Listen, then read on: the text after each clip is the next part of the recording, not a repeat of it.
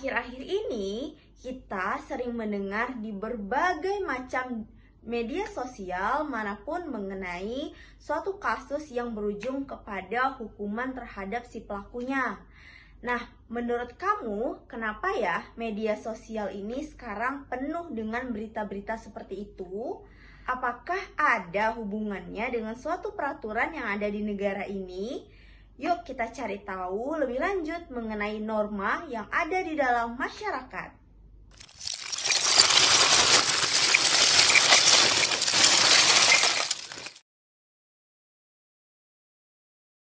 Hai, Assalamualaikum warahmatullahi wabarakatuh. Ketemu lagi dengan saya, Widya Kusumawardani. Nah, pada video kali ini kita akan berbicara mengenai norma-norma yang ada dalam masyarakat. Kalian pernah nggak sih mendengar istilah ataupun kata norma? Nah, coba menurut kalian apa itu norma ya? Kalau kalian mau masuk rumah, apa yang seharusnya kalian lakukan?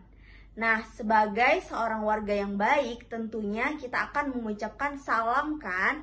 Kita mengucapkan salam terlebih dahulu sebelum masuk ke rumah orang ataupun rumah kita sendiri. Mengucapkan salam sebelum masuk rumah itu adalah salah satu jenis norma juga loh. Kira-kira termasuk norma apa ya?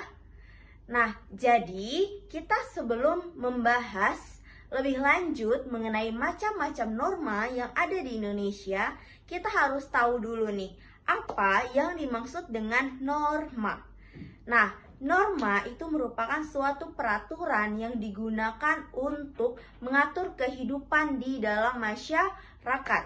Jadi kalau di dalam KBBI, norma itu adalah aturan ataupun ketentuan yang mengikat warga kelompok dalam masyarakat.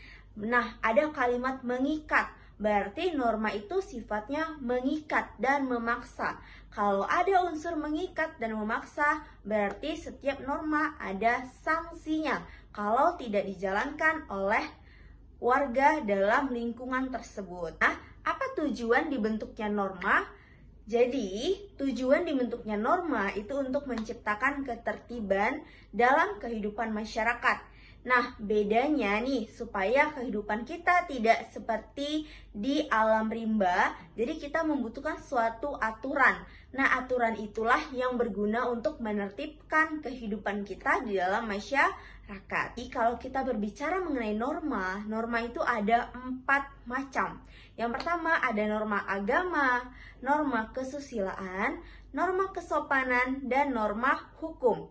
Nah, keempat norma ini memiliki sanksinya masing-masing dan sumbernya masing-masing. Kita bahas yang pertama dari norma agama.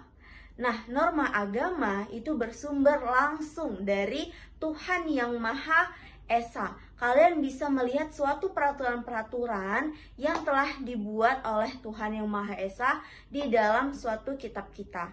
Nah, kalau di agama Islam kita bisa melihat aturan-aturan yang sudah Allah buat di dalam Al-Quran, seperti itu ya.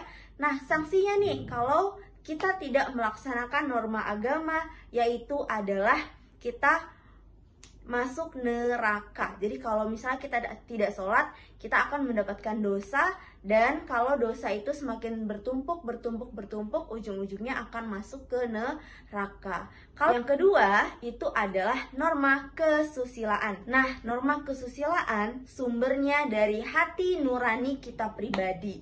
Jadi kalau misalnya nih kita sudah melakukan suatu kebaikan, di dalam hati kita akan menimbulkan perasaan senang. Nah, perasaan senang itu merupakan sanksi positif yang timbul dari kegiatan kesusilaan yang sudah kita lakukan. Ya, jadi dari kebaikan-kebaikan yang sudah kita lakukan. Selanjutnya nih, kebalikannya, kalau kita habis berbuat jahat, contohnya kita berbohong ya.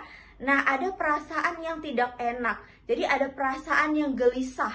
Nah, perasaan gelisah itulah muncul dari hati pribadi kita sendiri. Ya, jadi bentuk perasaan gelisah itu adalah salah satu jenis sanksi dari norma kesusilaan yang kita rasakan. Jadi kalau sanksi dari norma kesusilaan, sanksi positifnya berupa rasa senang atau rasa bahagia, dan sanksi negatifnya berupa perasaan gelisah dan perasaan sedih. Selanjutnya kita berbicara mengenai norma kesopanan. Norma kesopanan ini sumbernya dari lingkungan masyarakat. Ya, jadi norma kesopanan di setiap tempat itu berbeda. Ya, jadi misalnya di lokasi A dengan di lokasi B itu nilai kesopanannya itu pasti berbeda. Itu berdasarkan kepada nilai-nilai adat yang dijunjung oleh kelompok masyarakat setempat seperti itu. Jadi kalau misalnya kita melakukan hal yang tidak sopan, sanksinya itu kita akan mendapatkan teguran. Tegurannya berupa apa? Berupa cemoohan, berupa sanksi sosial yang lainnya. Jadi kalau misalnya sanksi positif dari norma kesopanan ini, yaitu kita bisa mendapatkan pujian. Misalnya kita berperilaku yang sopan, kita akan dipuji oleh masyarakat yang ada di situ. Nah, norma yang terakhir itu adalah norma hukum.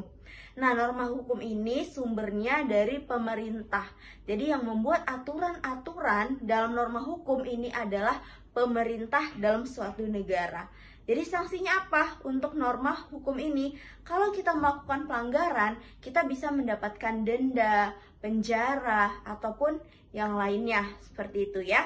Nah, jadi berita-berita yang sering kita dengarkan ataupun yang kita baca di media sosial saat ini itu adalah bentuk-bentuk dari pelanggaran-pelanggaran norma yang ada, sehingga sang pelaku itu mendapatkan sanksinya dari tiap-tiap pelanggar norma yang mereka lakukan seperti itu ya.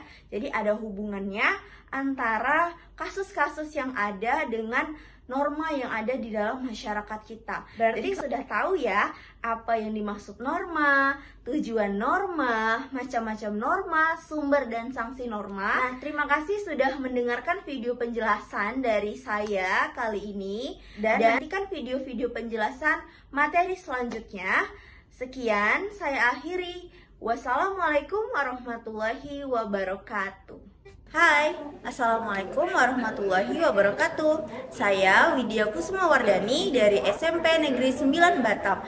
Satu kalimat untuk kalian, jangan pernah berhenti belajar, karena sejatinya hidup adalah suatu proses dalam pembelajaran. Terima kasih.